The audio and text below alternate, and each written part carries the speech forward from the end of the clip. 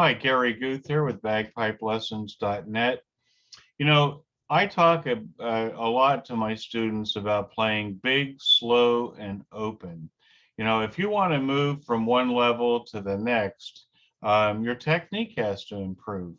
But the purpose of doing that is to make sure that you're playing all of the notes that are written in the music. So that's all of the grace notes, all of the doublings, and so forth.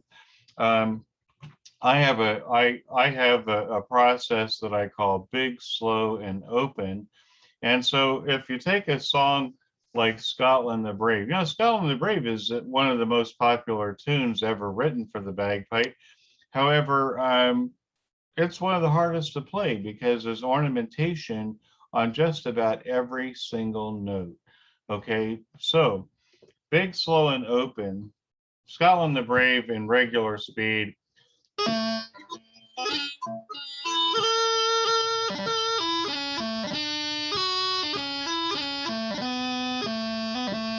That's Scotland the Brave at regular speed.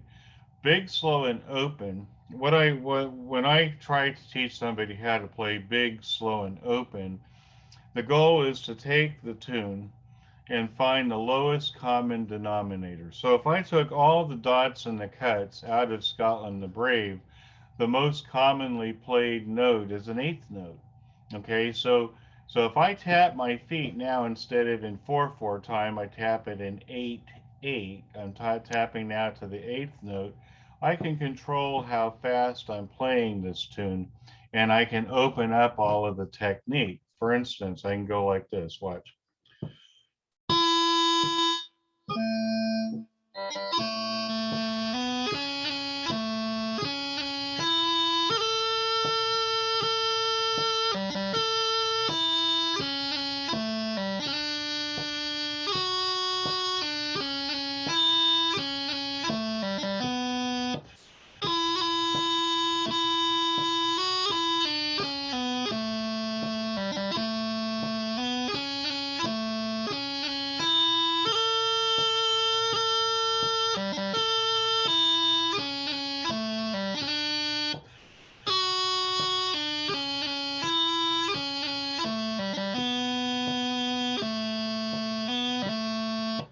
Okay, so what I'm doing is that there's a placement for where the torluas go. There's a placement for where all the doublings go. All right, so in terms of rhythm, and the torlua, the E grace note on the torlua is actually the beat. So if the beat is going like this, the torlua is going ba ba cha, ba ba cha, ba ba cha, ba ba cha. That's the torlua. Okay, the grip does the same thing as the torlua, except there's no grace note on the beat. Okay, ba da da, ba ba da, ba ba da. Okay, so that's my grip. All of those doublings are the G grace note. The first syllable of the doubling is what lands on the beat.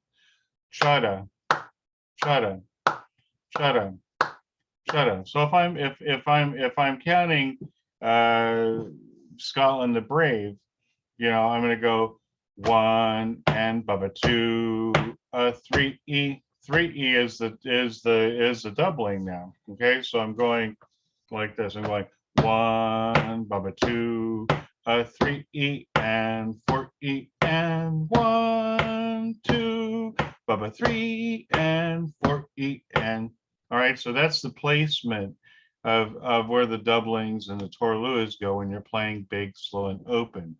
So what if you have a problem and you're not playing the G grace notes on the doublings? Okay, because a lot of people, you know, they're kind of playing through it, and you know they're missing the G grace notes on the doublings. So what do you do? Okay, you know, I have, you know, I tell people, I tell my students that, you know, if you have a problem, you know, practicing isn't playing something a million times and hoping that God gives you something special on 47. That's not practicing.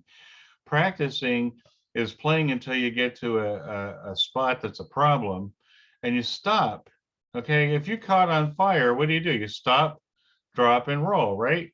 All right, so in this case, if you have a problem, you stop, you isolate, and drill. So I had a student make me this. Stop, isolate, and drill. Okay, so let's just say that your problem in playing Scotland the Brave or some of your other tunes, I said that's one of the greatest things about the bagpipe is the fact that um, if you solve a problem in one tune, you're going to solve it in all of the others too. And I apologize. Oh, there we are. Okay, we're back. Okay, good. So let's just say you're missing out the grace notes on the doublings. Okay, you're going to isolate them. Okay, so here's how you isolate them. Watch this.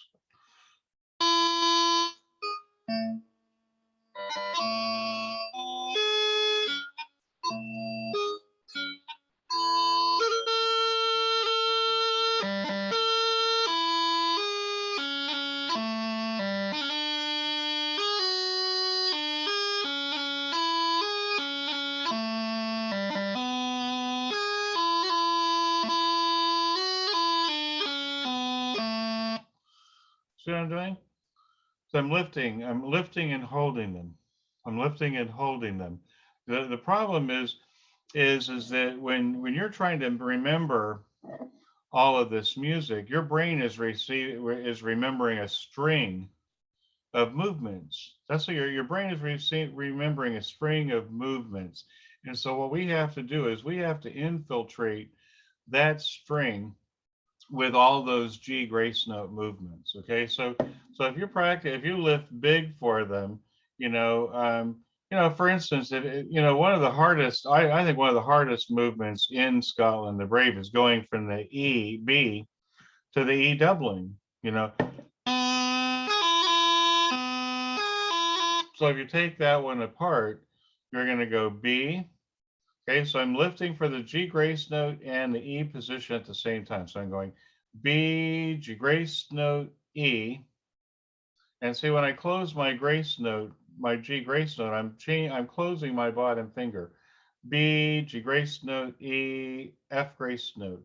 B, G grace note, E, F grace note. So if I was having a problem with that movement, the first thing I would do, I'd stop, I'd isolate it, I'd take it apart, and I come out here and I would talk my way through it. B, G grace note, E, F grace note, B, G grace note, E, F grace note, B, G grace note, E, F grace note.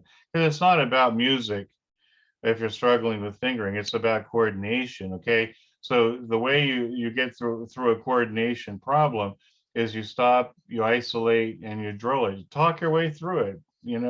He who blows first loses. So you want to make sure you understand the movement, before you actually play it.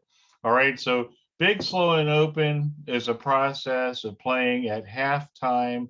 And with Scotland the Brave, it's playing in 8/8. Okay, and you playing eighth notes to the measure.